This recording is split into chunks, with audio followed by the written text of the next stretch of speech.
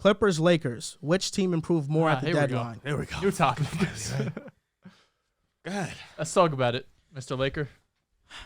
We can sit here and acknowledge that the Clippers made some very good moves, absolutely. Bringing in Plumlee, bringing in Eric Gordon, who we never thought would ever leave Houston. Of course, we rumored every single trade deadline. Finally, he's moved. And you add Bones Highland, who knows if he's really going to get into the rotation like that. You give up only 2 seconds for him. That's a good deal. But getting Plumlee, who is one of the better passing big man as well, can get a bucket if you need him to, in terms of obviously finishing near the basket and stuff like that, can shoot his left hand apparently. That's pretty awesome. But of course, adding Eric Gordon, adding very good depth to the bench, one of the deeper teams in the NBA. Clippers got better. But why I feel like the Lakers got a little bit better than the Clippers did is because Clippers already were a solid team. What are they, 5th right now in the conference? 4th right now in the conference? It's so interchangeable night to night that sometimes you really got to check. They've got a comfortable lead now. But why I go with the Lakers is because prior to the trade deadline, we had no shooting, and our defense was very lackluster. Now, prior to the trade deadline, we had 3 players that shot over 35% from 3. The Lakers now have 6. And another reason why I feel like we won, and I want to say this very, very... You understand what I mean. Russell Westbrook, it is unfortunate the way that things transpired. I feel like he gets a lot of blame for the Lakers' failures, and I don't like that narrative. It's unfair to Russ, but we can understand that it was a bad fit, naturally. It was not a good fit, but for reasons that we stated earlier when we had our hour-long debate. He is not a good shooter. He was a bad fit for the Lakers. Now we get spacing. We bring in D'Lo, who can also facilitate a little bit, but of course he's not going to be the primary ball handler. It's going to be LeBron James. You add Malik Beasley, who can shoot the ball very well. You add McDaniels to the squad, who is going to play very strong defense, which is what we needed pretty badly. We trade Pat Bev for Mo Bamba, but solely for the fact that we needed another big since we traded Thomas Bryant because he requested a trade after not getting that many minutes. I go with the Lakers because now we have a very strong foundation, and we actually have players in rotation, which we didn't have before, that we could trust. That's why I go Lakers. We got significantly better where Clippers got marginally better. The Lakers got starters. The Clippers got bench players. I feel like at the end of the day, that's what Drew's trying to say. Correct. And not only that, but the Lakers go from starting borderline NBA players to, without a doubt, NBA players and rotational players. They were kind of being unserious for a while with the role players they had there. Pat Bev had been playing better recently. Russell Westbrook in a vacuum by himself is a really good player, but you need a very specific team and fit for him to really flourish. He's probably going to be bought out. I know Clippers are another team that is possibly interested in him in the buyout market. If you're a Lakers fan, though, and I know Drew has said this, you got to be ecstatic because you have what you needed, which is shooters around LeBron and AD. It's always been shooters around LeBron and AD, and for whatever reason, it's taken 2 years, or I guess it's kind of year and a half. Come and gone with the Lakers and their rotational players. But now you're at a point where you have multiple guys around them that can shoot, and now the players that were starting, guys like, even though Austin Reeves might start, who knows, Austin Reeves, Lonnie Walker, they could come off the bench now, provide you more shooting and more offense, where before the trade deadline they were starting for you, which ideally on a team that wants to compete in the playoffs, you probably don't want those guys starting for you, although Austin Reeves did cross up Giannis last night, which was one of the crazier things I saw. You've been sleeping on Reeves. It shows. The Lakers, more than anything, improved their team, while the Clippers more so just improved their bench. You see the Clippers as they're now a deeper team. You see the Lakers as they are now a better team who could definitely win a playing game, compete for a playoff spot. I would jokingly said on Twitter, someone said they're going to compete. I said they'll compete for the 7th seed and get a home playing game. I don't think either or any of these moves by the Clippers or the Lakers changes the big picture of things. I don't think Lakers become a championship contender or the Clippers become championship favorites because they're already kind of in that conversation. But overall, both teams got better. You just look at the Lakers being more impactful. They're going to play more minutes and overall desperately needed these moves more than the Clippers did. The Clippers were already a team that were a legitimate playoff team. The Lakers were a team that was probably not going to make the playoffs or the play-in game. So the moves that the Lakers made makes them a play-in team. D'Angelo Russell, inconsistent. Malik Beasley, he can shoot. LeBron, Vando, AD. I like that. I like the players a lot. Schroeder off the bench. Austin Reeves is okay. Lonnie Walker, Rui. Come on. I mean, Rui is not good. I'm talking And what? I don't think Rui is a good player. I watch him Interesting. play, and it's not really anything that pops out the screen. He's a negative pretty well defender. fast. His Yes. shot selection is bad, and every time he touches the ball, he's not going to pass it. That's what he is. You just spit. Mo Bamba is. I mean, he couldn't get minutes on the We didn't even Magic. talk That's about Mo. exactly what I said. I don't think that he's a good player. And you either. really would be stunned with the amount of Mo Bamba fans that exist. You had to open up minutes for Wenyen Gabriel. I'm not mad about that. I like Wenyen. I just look at the fights. Lakers, and it's just funny how people think that this is going to change what they are. D'Angelo Russell is a player that Don't eat your words. is notoriously known He's reloading. to not show up in big time moments. Last 2 playoff series, he's been horrible, and that's something that cost the Wolves. everybody holds over him, and it's fair. Mhm. That's not going to change with the Lakers, especially with D'Angelo Russell, who's a rhythm player. He's not a spot up shooter. He's a good shooter, no doubt, but he's a rhythm player. He's a volume shooter, and if he's not touching the ball and he's going cold, it's going to be. There's nights where it's going to be very noticeable. I'm talking about there are some nights he can go 11 for 15. There's some nights he'll go 3 for 15. That's the type of player he is. One thing I'll say is we let Russell carry the ball a lot. So if we're just similarly going to treat D'Angelo like that, then maybe it might be a little bit easier for him to get going. I understand that concern. I think D'Lo will play more minutes with LeBron and AD, in my opinion, So- than Russell Westbrook did.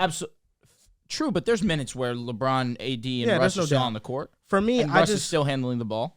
for the Lakers, it just doesn't move the needle. It doesn't, and you still have to worry about health. For me, I don't think the Lakers become a team that Doesn't move the needle in what sense? they're a serious playoff team. I think You that got to get there first. they're the 6th.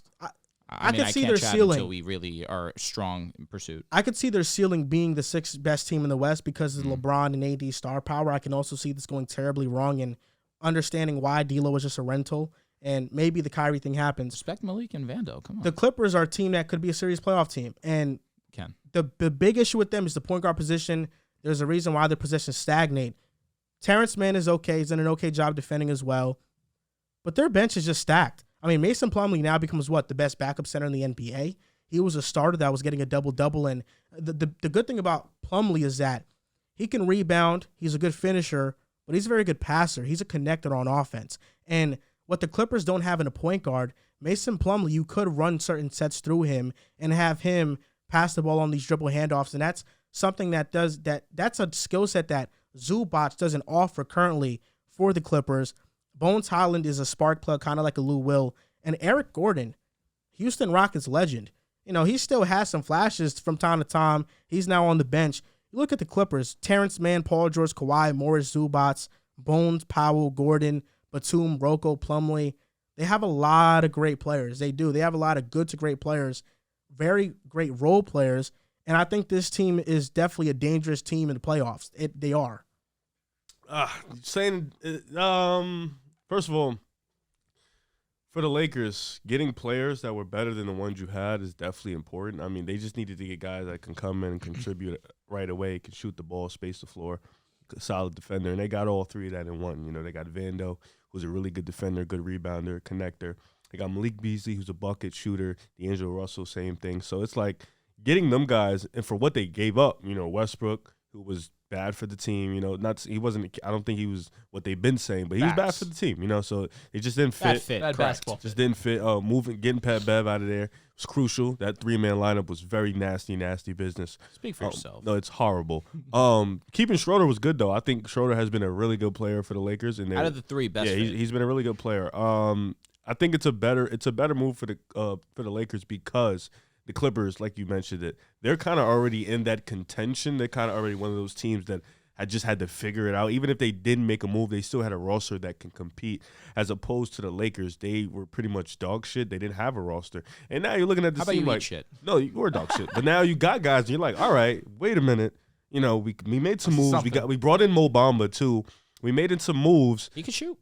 Let's figure out, first, obviously, you got to still get into the play-in. It's going to be a tough task for them. They still got to get into a playoff. But, yeah, you got LeBron, you got AD, but it still relies on those 2 guys being healthy. And AD hasn't been playing at that level. If AD is not playing at that elite level, they have no chance. LeBron can do whatever he can do. He's still a great player. But he needs a sidekick. And if AD is not at that par, it's cooked for LA. But I can see them. I can see, at their best, they can get into the playoffs. They can make some noise, maybe win a first-round series, or definitely make it competitive. I still don't see this team as being a championship team. I still don't see this team as being a WCF team just because the moves that just happened. Phoenix just got Kevin Durant.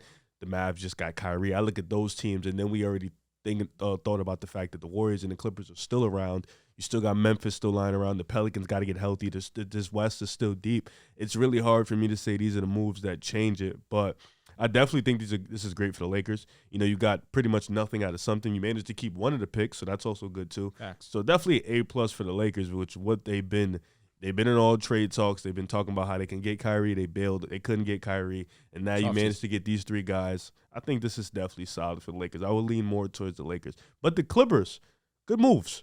Definitely. Very good moves. You know, I like the T-Man, you know, at the guard spot with PG. His defense, he's a guy who he's not the greatest defender, but he'll press you full court. He makes you work for your buckets. He's a guy that Bless can. you. Ew. He's a guy. Fine. No, I thought he farted. That's why. T-Man was in talks to be traded to who, but they decided not to because they didn't want to include T-Man. If I'm not, I think it was OG. Was it? I think it was. Yeah, it was OG. Let me look it up. It might be. Yeah, but the Clippers. What do you think about that? I don't know. No, it's Fred. Sorry, it's Fred. Facts. Fred. It was Fred. But Joel touched on it a little bit. It's bigger than the point guard position. Like their clutch time, they're just moments in clutch is really bad. They go ISO. It doesn't work. They kind of stop moving the ball in the clutch. They kind of don't have a system down the stretch. So that's something Tyloo needs to figure out. And of course, like this team still is figuring out lineups. You know, I think they're still figuring out that. But still, they made good moves, solid moves. Eric Gordon can still give you something in the tank. Plumlee is a nice backup. Bones Highland can give you that spark off the bench. Maybe give you that Jamal Crawford vibe. Come in, give you some buckets. So that's something you always want for a team like the Clippers. I don't think Fred is the point guard for the Clippers. Probably not. No, he's not. I just wish they would have gotten one. Conley was off the board. No, facts. But the fact you traded Reggie Jackson, even though obviously wasn't much of a Conley point was guard for y'all. the only one that I thought would have moved the needle. Yeah, that would have made a lot of personally, sense. Yeah. I Could've thought bet. Fred. I feel like Fred for I don't know what else the Clippers would have to given up, including Terrence Mann, but it's not bad. He's just one of those other players that's gonna try to take a shot in the fourth quarter that probably you shouldn't. I guess, but that's always a better thing than not. I think Conley like understands his role, and Fred is more so gonna distribute at times, but more so look for his shot. Fred has struggled shooting this year, but of recent, of course, he has been catching a heater. He's just not a natural playmaker. That's really what it is. Fair. And Conley is. That's a good point. That's what it is. That's the best point. Reading Super Chats, Santos. For the first time, I'm taking Joel's side, and I'm taking the Chiefs to win the Super Bowl. Shout out Santos, man. Orlando Martinez. I've got Big 20 O. that says Joel's conference finals are Suns and Nuggets versus Sixers and the Bucks. Anything about the Celtics and Joel's happy. Yeah, but I showed Dehls a clip from last year of me being very high on the Celtics. No, Rib just called him like a 6 seed, and you said, relax. What did I say in the end, though? I don't remember. In the end, I said, this the year Jason Tatum Who did I takes call that 6 leap. seed? The Celtics last year. I called you guys in the 6 seed? start of the year. I did? Yeah. Oh, I did. I was like, this is the year Tatum takes that MVP superstardom leap. But then I rode all the way. Not all the way, but What do you mean? you didn't ride all the way. Santos, February. next Super Chat. not- No, I said, but then I Oh, okay.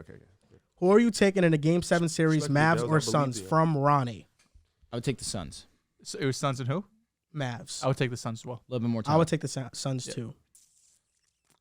You're thinking about this? Lucas is savage Thoughts, because definitely Lucas is thoughts. savage. That's why. This shit The ain't but no- the this pieces shit ain't around he the stars. deserves- I know, but this He shit ain't no deserves walk in that. the park It isn't. now. It isn't. Sound Kyrie, like it of was course. when we talk about the Grizzlies versus the Mavs. I actually did not, because I never brought it up. You brought it up. Well, you said you take the Grizzlies over the Mavs, though. Yeah, but it's all about matchups.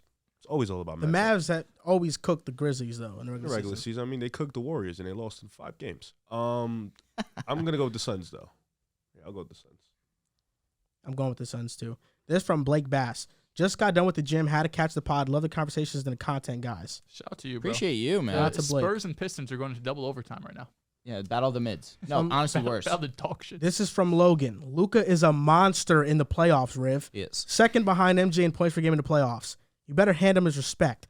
And you hand him a prime Kyrie Irving. If Mavs and Suns meet, it's going 7. Mavs W. I always love the Michael Jordan comparison. He said me. Let me see. Lucas is a monster. How the hell is he telling me that? I might have read it wrong. I'm sorry. I just looked in the camera. I'm looking scrumptious. Yeah, why'd you say Riv respect him?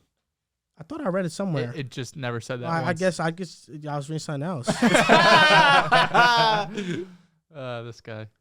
Luka is a monster in the playoffs indeed. So this guy, Logan has the Mavs going 7 and beating the Suns. This is from Q Bugavelli. First look at Kyrie and Luka tonight. What do you think we're going to see? I'm not sure if Luka's going to play. Luka's certainly not playing tonight. I don't think he's playing. There was conversation that he was supposed to suit up, but I don't think he is. Yeah, he's out. Yeah, I don't think we're going to see it tonight, but I'm looking forward to when we do see it. I think it's going to be electric. Very excited. And I think that defense is going to come together better than people think it is. This is from Kill Moves. Aren't you people? Are there teams you guys are disappointed that didn't make any moves at the deadline? Or players that didn't get moved? I was hoping Cleveland got a small forward. We're going to talk about that. Cleveland standing packed. It is kind of disappointing. There's a ton. Okora's been rising. Okora, low kee, that could be playing into their mind. Okora's been doing his thing. Don't smile. Don't look at me. Look at the no. Don't smile. I don't want to talk to you. No. I don't want to talk to you. You're done. Look at the last 25 games. Okora's been and the Heat not doing anything is pretty unfortunate. And also. Chicago. Chicago not moving. Not trying. You heard we said we're locked in. Yeah. You're getting Russell Westbrook. Yeah. That'd be we're nasty. winning it all. Then you got a fan in me. I've already been kind of. I'm about to watch Westbrook and DeMar DeRozan lineups. This is from.